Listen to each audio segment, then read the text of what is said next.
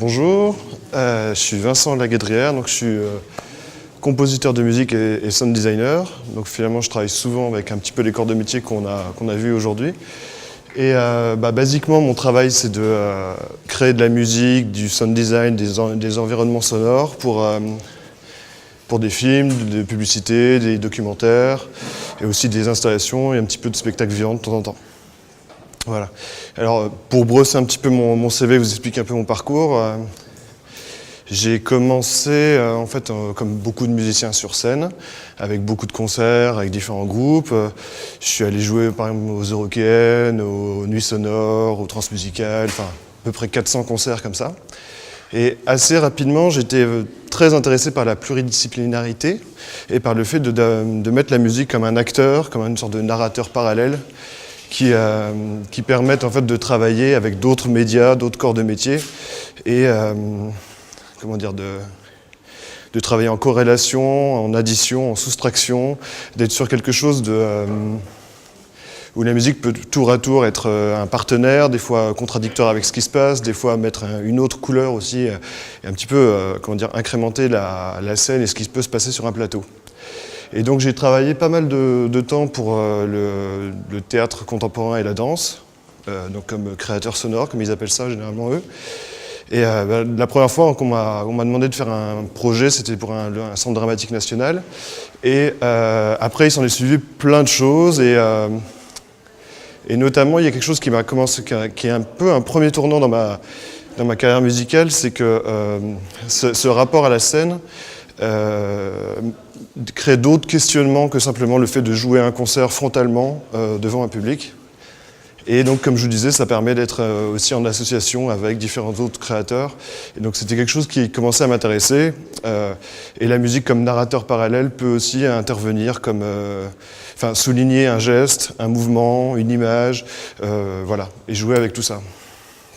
Donc, à l'issue de ça, il y a eu différents projets. J'ai eu la chance de travailler avec Daniel Larieux, un chorégraphe assez connu en France, et qui m'a emmené sur un projet de danse filmée pour le festival Vidéo Danse à Beaubourg.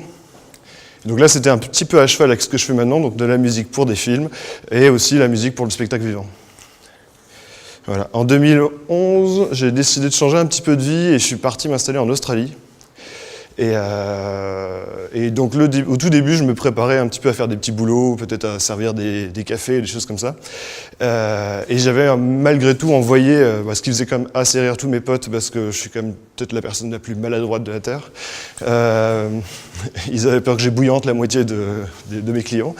Et par acquis de conscience, j'ai quand même envoyé une petite centaine d'emails à toutes les boîtes de production, des agences de pub à Melbourne et à Sydney, en me disant, j'avais un niveau d'anglais, pour tout vous dire, catastrophique, comme tout bon français qui se respecte. Et donc du coup, je me suis dit, j'aurais jamais le bagou, en tout cas la discussion, le vocabulaire et compagnie, pour avoir une discussion avec un metteur en scène, un chorégraphe, quelque chose comme ça. Donc du coup, je me dis, pourquoi pas aller vers la musique de pub ou la musique de film, documentaire, ce genre de choses. Et donc j'envoie mes emails sans grande conviction, parce que je me suis dit, si ça se passe un petit peu comme en France, les mails spontanés, les gens disent, hop, poubelle directement. Et à ma grande surprise, j'ai eu des premières réponses. Et un jour, j'étais en train de faire un truc, et d'un coup, le téléphone sonne. Bonjour, c'est le bureau qui s'occupe de l'agence, qui s'occupe de Stella McCartney, donc la designer. Et ils me disent, on fait un projet de pub parce que Stella McCartney design une ligne spéciale pour Adidas tous les ans, et c'était l'Open d'Australie qui commençait quelques mois après, donc ils faisaient une grosse campagne. Et ils me disent, est-ce que tu as déjà fait de la musique de pub? J'ai dit, ouais. Je l'avoue, j'ai un peu menti. Et je me suis dit, pourquoi pas, allons-y. De toute façon, j'aime les challenges, on va essayer de faire des trucs, quoi. Et après, ils m'ont dit, est-ce que tu pourrais aussi faire le DJ sur une soirée? Parce que, il y avait tout un truc un petit peu mondain et compagnie. Je suis allé là-bas. J'ai vu beaucoup de champagne, donc je me suis détendu. Et j'ai fait ce truc-là. Et donc, c'était ma première expérience de musique de pub, finalement. S'en est suivi plein de choses et plein de projets un peu différents. Pas mal de choses pour Adidas parce que c'était la même agence. Et j'ai aussi à ce moment-là collaboré avec le patrimoine mondial UNESCO pour la direction artistique et la création de spectacles de candidature. pour le patrimoine, enfin, pour l'accès site UNESCO. Et donc du coup, voilà, il s'est passé différentes choses comme ça. Je suis rentré en France pour un projet assez fou, c'est qu'on m'a demandé d'écrire la musique d'un feu d'artifice. Et moi qui ne vais jamais à des feux d'artifice, ça m'ennuie un peu. D'un coup, on m'a dit « T'aimes les feux d'artifice ?» J'ai dit « Oui !» Évidemment.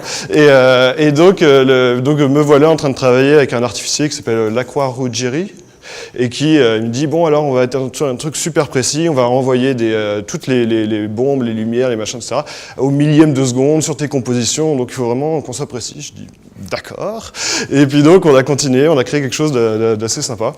Voilà. Et à la suite de ça, je suis allé m'installer à Montréal, ce coup-ci, pour continuer un petit peu à voyager. Et là, il y a eu encore un nouveau déclic. Il y a eu ce rapport-là à l'image qui commençait à être là, très présent pour moi. Et il y avait ce truc-là aussi comment dire, il y a quand même quelque chose chez les anglo-saxons, en tout cas de mon expérience, qui est un petit peu différent dans le networking, dans la façon de travailler, de se mettre en relation les uns avec les autres, où la spontanéité du rendez-vous et de dire bon, on prend un rendez-vous et on se boit un café, on va discuter, etc., qui est assez courant. Donc du coup, il y a eu beaucoup d'échanges comme ça, et donc ça a été assez sympa. Et j'ai commencé à développer des projets pour des marques, beaucoup de marques, ça allait de Armani, passant pour des trucs pour Cartier, pour Boucheron, Lacoste, Orange, enfin je vous en passe, c'est des meilleurs, toutes des grandes marques comme ça. Et donc à mon retour en France, il y a maintenant 2-3 ans, j'ai continué et j'ai développé mon studio qui s'appelle Superpose Studio. Voilà. Et donc du coup, j'ai commencé à avancer sur d'autres techniques. J'ai commencé à faire de la musique pour des sites internet et aussi pour des spectacles à nouveau. On m'a demandé de venir faire une installation pour sonore et vidéo pour le Centre des Arts de Brooklyn, donc avec une artiste française qui habite à New York. Donc voilà, il y a eu plein de projets comme ça, et puis en fait à un moment donné, ce qui m'a beaucoup plu aussi, ce qui continue de m'animer vraiment, c'est d'amener la musique à l'instar de ce que je vous disais par rapport aux feux d'artifice ou à d'autres choses comme ça, sur des événements où il y a toujours un challenge pour moi. Donc voilà. Et en ce moment, donc, je développe à côté, parce que tout à l'heure, je crois que Julia parlait des projets personnels, et c'est vrai que cette année, j'ai repris goût à avoir un projet personnel. Parce qu'en fait, pendant très longtemps, en partant avec le challenge, j'habite à l'étranger, au début de parler anglais, et de développer une nouvelle vie dans d'autres contrées, j'en avais un peu oublié le côté un peu personnel, donc j'ai fait beaucoup de commandes.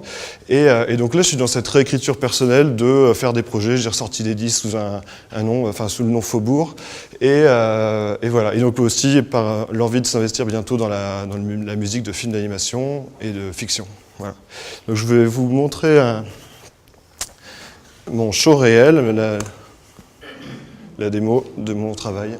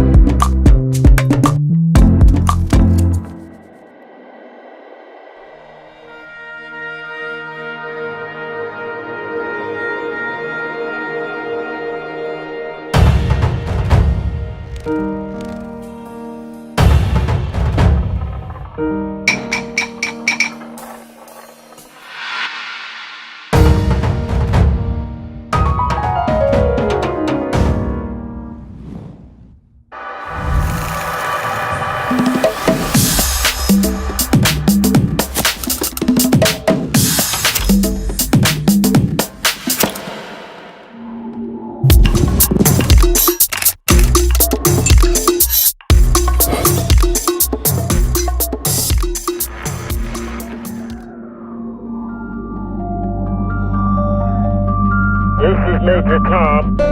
Houston, we have a problem.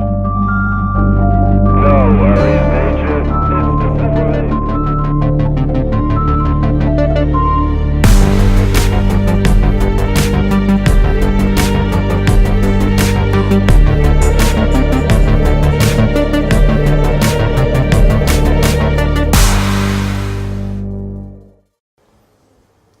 Voilà.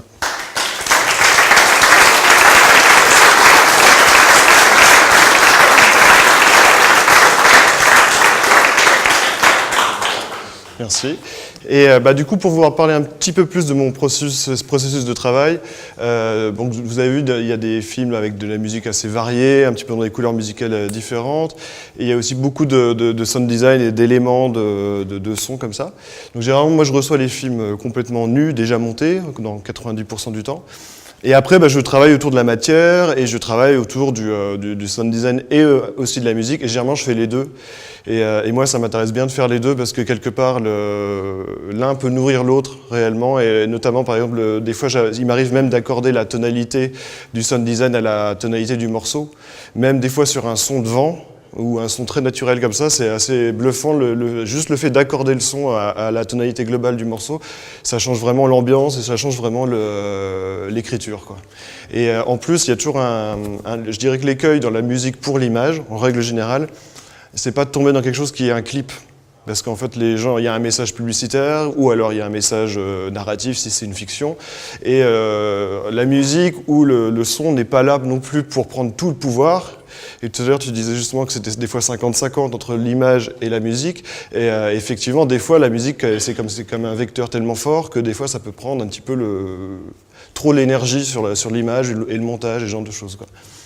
Et donc généralement, je reçois aussi des briefs par les agences qui commencent généralement comme ça. Alors on voudrait un morceau un peu up-tempo, avec assez positif, mais avec un côté un petit peu profond. Bon, je peux dérouler le fil un peu plus longtemps, mais vous avez compris le truc. Et après, puis quand j'ai de la chance, ils m'envoient aussi quelques références YouTube de morceaux qui disent, bon voilà. Donc c'est pas mal parce qu'on voit un petit peu ce que les gens apprécient. J'ai eu beaucoup de Flume il y a quelques années, là, beaucoup de morceaux de Pharrell Williams, Happy. Alors là, on me l'a sorti mais 50 fois. Enfin, voilà, on peut suivre un peu l'activité musicale en plus, c'est pas mal. Et donc ouais, ils envoient des références. Bon, quand j'ai de la chance, c'est des références qui sont cohérentes les unes avec les autres. Ou des fois, ça va être un morceau électro, un morceau de folk et un morceau de rock. Alors bon, devine qui peut. Et après, finalement, le rôle du musicien et sound designer dans ce genre de projet, finalement, il y a un côté vraiment de traducteur finalement de la pensée et de la marque et de l'agence et de savoir là où ils veulent aller. Et c'est un petit peu ça le travail primordial finalement que je dois faire, c'est comprendre vraiment là où ils veulent aller et essayer de trouver quelque chose qui va rentrer en cohérence avec le film et avec le message, quoi. Et qu'est-ce que je voulais dire d'autre? Et donc du coup après je vous ai amené ce film-là, donc qui est en fait une série de 4 films qui ont été réalisés en réalité virtuelle. Et donc qui retrace l'histoire de la marque GB, donc la marque de whisky, qu'on a des fois un petit peu cette image de marque de whisky de boîte de nuit ou un truc comme ça. Et en fait, ils ont quand même une histoire assez sympa. Ça part en fait, à vrai dire, d'une rupture amoureuse d'un Italien qui allait s'installer à Londres pour suivre une cantatrice qu'il a plaquée immédiatement et du coup il s'est mis à faire du whisky. Bon, c'est ça le début de JV. C'est inattendu mais c'est vrai. Et donc là je vais vous montrer juste 30 secondes de l'étape de travail. La première vidéo c'est juste avec le sound design, la deuxième avec sound design plus musique et la troisième étape avec la voix off. Et généralement, en tout cas dans l'économie des films web, je fais tout, c'est-à-dire le mixage jusqu'au master. Voilà.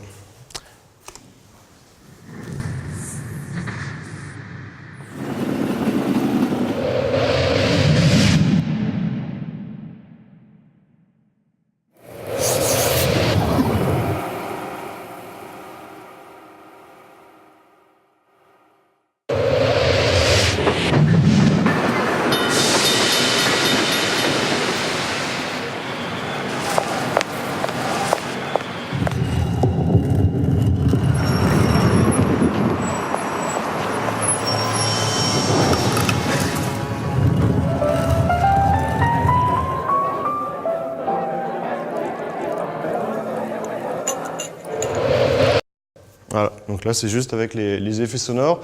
À noter que les effets sonores, il y a plein de techniques, et il y a peut-être une méthode par sound designer. Il y a des gens qui sont très naturels et très figuratifs et très réalistes, et d'autres gens qui aiment plus aller dans l'allégorie de l'animation, etc. Moi j'essaie de me situer un petit peu au milieu des deux et avoir un petit peu les deux, pour avoir du son organique, mais aussi des effets, des choses qui peuvent être un peu plus allégoriques. Donc alors l'étape 2 avec la musique.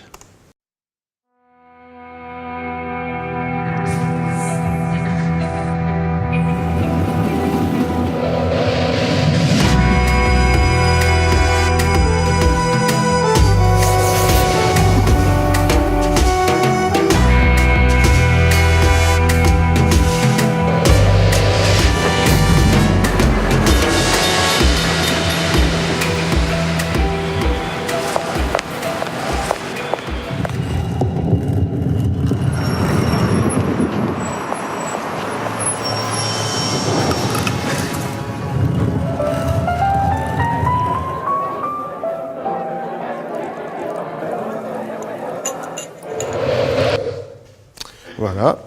Et pour finir, avec la voix. L'histoire de JB n'a pas fini de révéler tous ses secrets. Le mieux gardé d'entre tous renvoie à la création même du whisky JB rare. Eddie Tatam et Charles Gutman, deux hommes que tout semble opposer, n'imaginaient pas à quel point leur rencontre changerait à jamais la destinée du whisky JB rare. 1918, au lendemain de la Grande Guerre, Eddie Tatam, jeune officier de l'armée britannique, troque son uniforme pour une place de vendeur chez Just Irene Brooks, la célèbre société de vins et spiritueux haut de gamme. Dans une époque en pleine effervescence, Eddie trouve rapidement sa place dans la vie mondaine londonienne et se constitue un solide réseau parmi les personnalités influentes du moment. Voilà. Et merci.